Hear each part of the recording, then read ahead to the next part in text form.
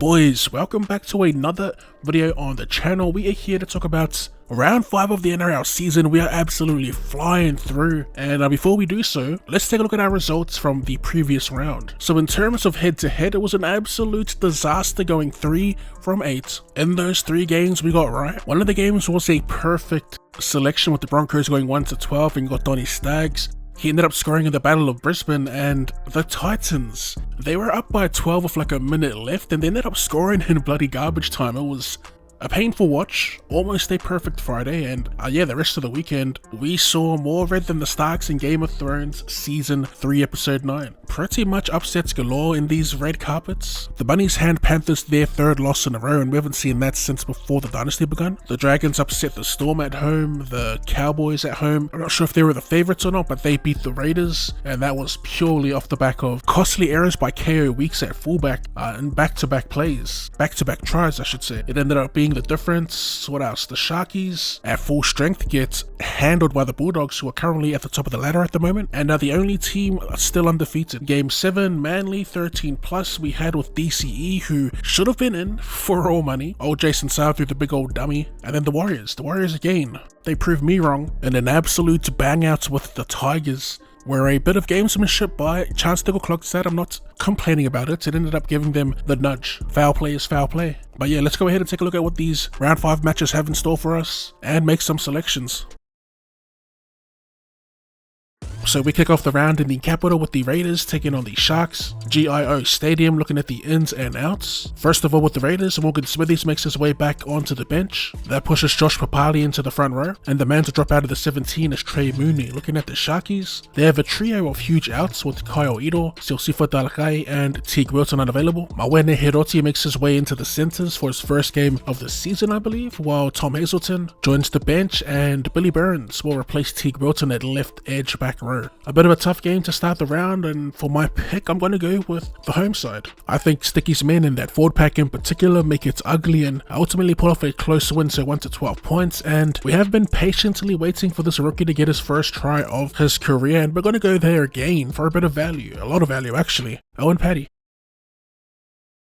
First of 2 for Friday kicks off at CommBank Stadium, the new home for the Panthers for the next couple of years as they take on the Cowboys. So we have a few changes for Penrith, starting with Nathan Cleary in the 7. They've also got Casey McLean replacing Brian To'o on the wing, and Lindsay Smith moving from the bench to starting front row, with Papali'i moving from the front row to the back row, replacing Scotty Sorensen, who's out with a head knock. Joining the bench is Matt Eisenhuth. For the Cowboys, they keep the same 17 that picked up their first win of the season, and for our selection in this match, I'm going to back the Panthers. It's the most vulnerable they've looked, currently staring down the barrel of a potential 4th loss in a row. I do think they can bounce back, especially with Nathan Cleary back on deck. I don't think it'll be convincing though, as I do think the Cowboys will keep it close. To score a try, I'm going to go with Liam Martin, who's on dead inside, and he's been under pressure defensively since the start of the season, and uncharacteristically has been missing a lot of tackles. So give me Liam Martin.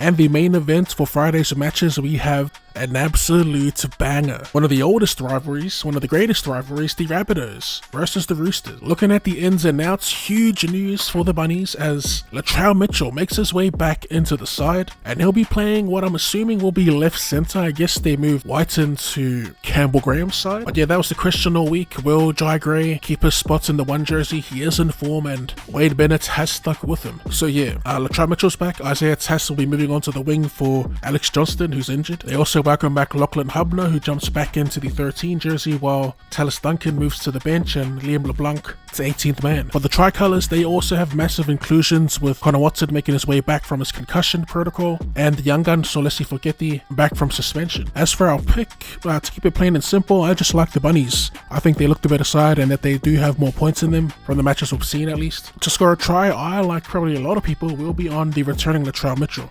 That's Bunnies 1-12.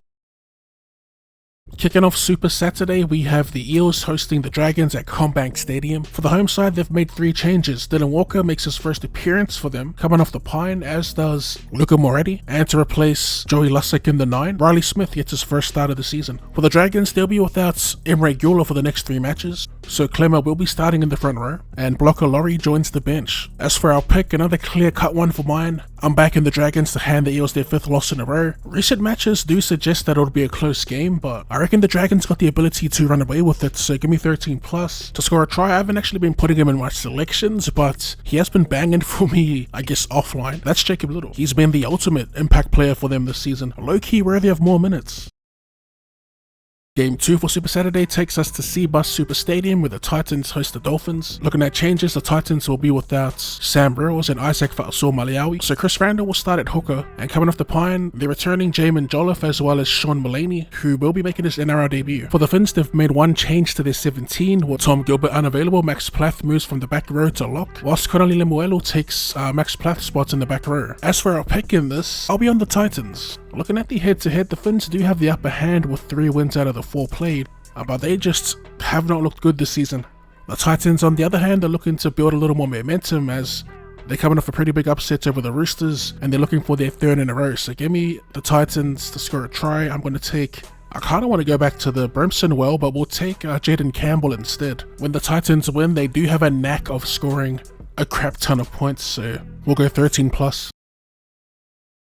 To put a cap on Saturday, we have the Broncos hosting the Tigers at Suncorp Stadium. The home side will be without Jordan Ricky, and getting his first start of the season, Brendan Piokura will be the right back rower. Speaking of first, Jaden Hunt gets his first game of the season as he joins the bench. For the Tigers, they'll be without Jerome Luai, who's been suspended. Young playmaker Latu Fainu will be joining Lockie Galvin in the halves. They've also replaced Solomon Fa'ata'apea with Luke Laulili'i getting that spot on the wing. Alright, so as for our selection, history suggests this will be a Broncos bloodbath, with the Bronx winning 23 of the 33 played and blowing them out in previous meetings, but I'm actually going to back the Tigers to keep it close. In their losses, they've only lost by 2 points, both to the Warriors and the Knights. I know they're not the Broncos per se, but defensively they have looked better this season. So I'm going Broncos 1-12. To score a try, we are going to go with Ricky's replacement, Piokura.